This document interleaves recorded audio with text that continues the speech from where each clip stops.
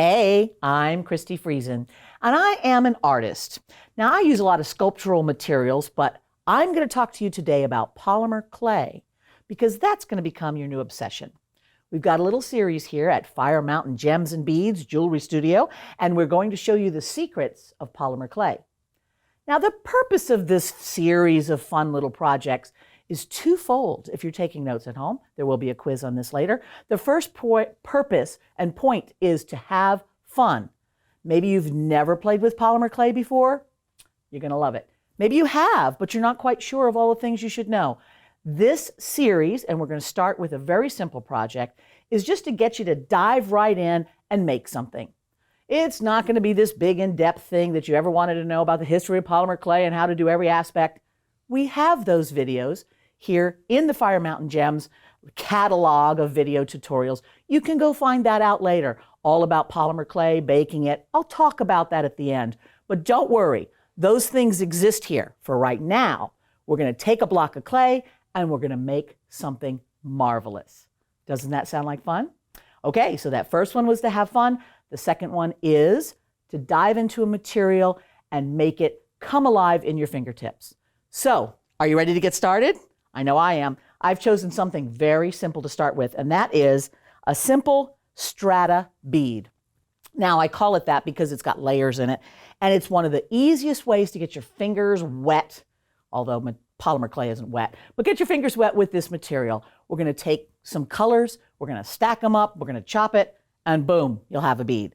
Now, I've got a couple of them here that I finished already just to give you an idea of what they look like and what you can do with them. They just have fun stripes. So you can just play with colors endlessly and make a million of them. You could make something like this that was so long you have to wrap it around yourself 2 or 3 times. I recommend that. All right, are you ready to start? Okay, so I'm going to shove these to the side and I'm going to show you polymer clay comes in these little blocks. It's very simple stuff to use, and I tend to use just a little cutting blade. You could use a plastic knife or, rip it off with your teeth. No, wait, don't do that. You're just going to cut a little piece off, and then you end up having a little chunk of polymer clay. Polymer clay needs to get conditioned. Fancy word for saying getting soft and flexible. You can transfer your body heat into your clay by using friction. It's science, people. All you've got to do is roll it around in your hands. The heat from your body and the heat from the motion will warm up the clay and make it soft and flexible. Then you can just use a roller to roll this out flat if you want, or you can use a pasta machine. And again, I'll talk about that a little at the very end. I'm going to pull a little tile over here because I did the work when you weren't looking. And I took this little blob of softened polymer clay, I ran it through my machine or my roller, and I flattened it out into sheets. Because strata beads take strata, which means just different layers of things, like a cake. So we're going to take our pieces. I've chosen colors that look good together. You can choose anything you like. You'll find out pretty quickly which ones work together and which ones don't. And I am just going to take and stack this up. Now, I want you to notice the absolute precision with which I am stacking these. The nice thing about polymer clay is you don't have to be measuring things and making it being precise. It's a very flexible material. And I'm just going to take a roller, and you can use an old wine bottle. Good excuse to kind of finish off that rosé you've had loitering around. And now you can just roll this out flat so everybody's grabbed. I'm going to put it in my pasta machine and make this flatter still. But you can do it by hand if you want. Okay, a pasta machine just lets all of those pieces get super flat. And when I cut it open with my handy little blade, you can see that there's little stripes inside there. That's our strata. That's how complicated this was. So I'm going to take that piece and plop it down on top of the other half. I'm going to cut it again and plop those down on top of each other. Now we have more strata.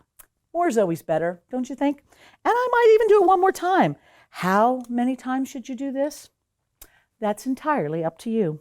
Again, one of the reasons I love starting with this as a project for someone new to polymer clay is you really can't ruin it. Oh no, what happens if I fold it too incorrectly? There's no incorrectly. What if I make it too big? You can't make it too big. What if the colors are goofy? They won't be. you're fine. So we're going to take this and I'm going to hand mush it.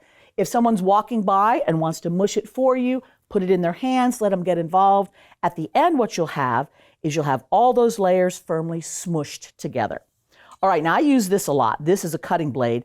It is kind of sharp. So there's like a razor edge and then a not so sharp other edge. But like I said, you could use other materials. This is good because since it's very sharp, I can snap right through this without any distortion. Sometimes when you take a big cleaver or whatever, it's going to mush the clay a little and you don't get that crisp edge. So having one of these cutting blades around is a good thing.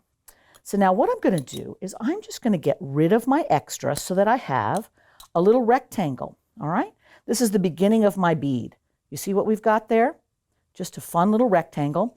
And I'm bored of it being squarish, so I'm going to nibble all the ends off. And you can tell that there's no right or wrong way to do that either.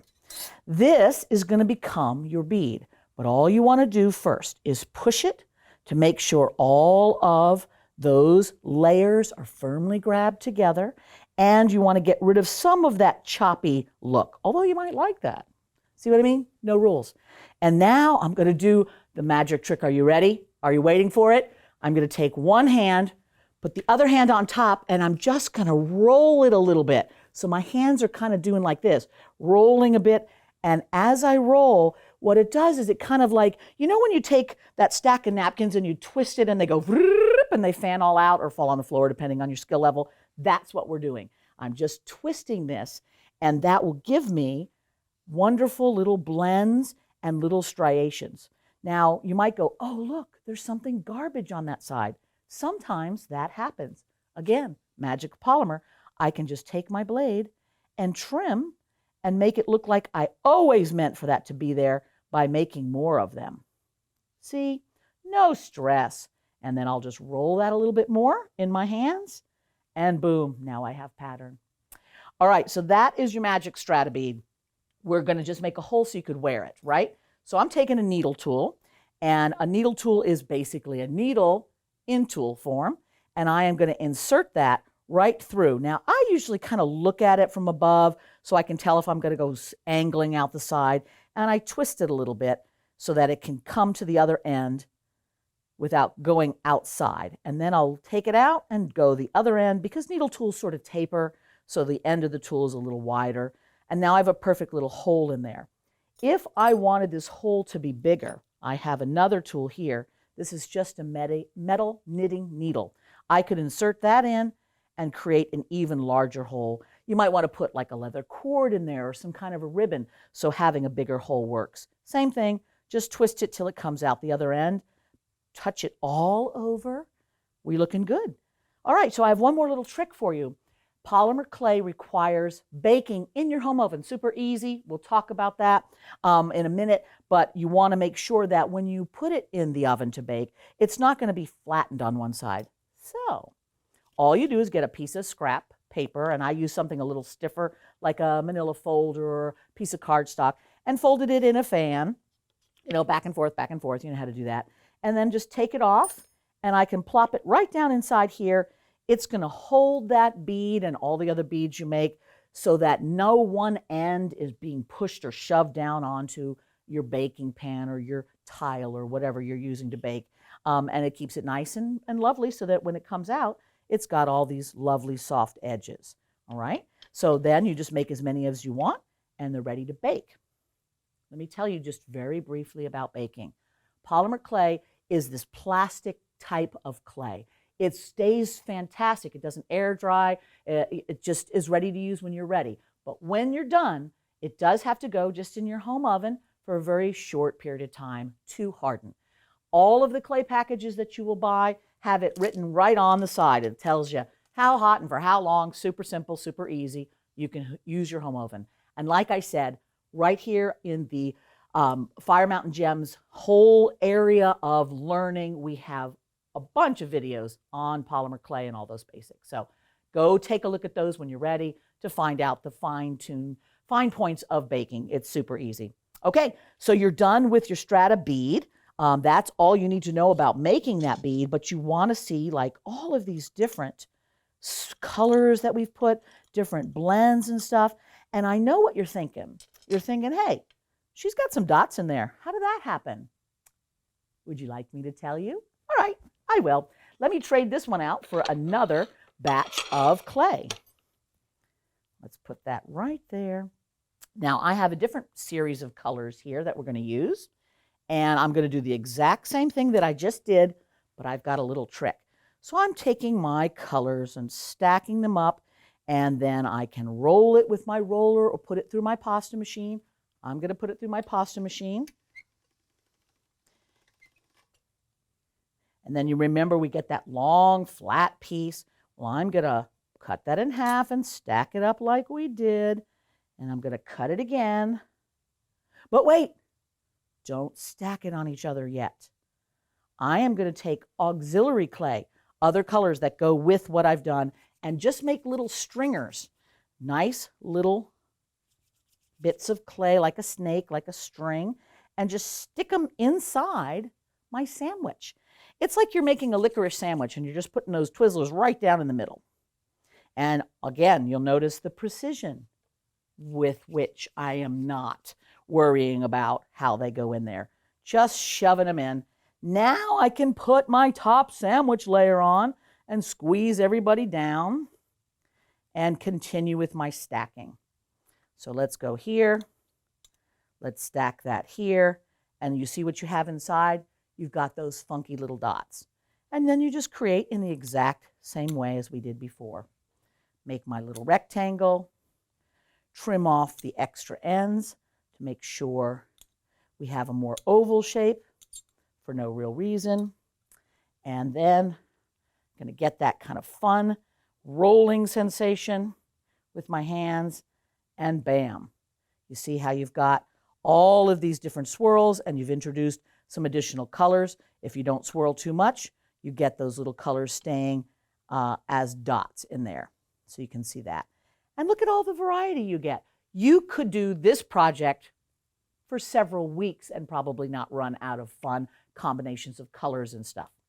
Okay, so that's it. We have completed our very first dive into our polymer clay secrets projects, and we're making simple strata beads that are not only fun and easy, but super, super soul satisfying. And isn't that what creating is all about, really? So did you have fun with that? I'll bet there's other people in your creative world that also would enjoy this, so share that with them. And also hit that like button. It is great when the likes pop up because it lets other people know that there's something fun to see. And make sure you subscribe. You do not want to miss any of the marvelous things that here at Fire Mountain, we just show you how to make. So like, share, subscribe, and create.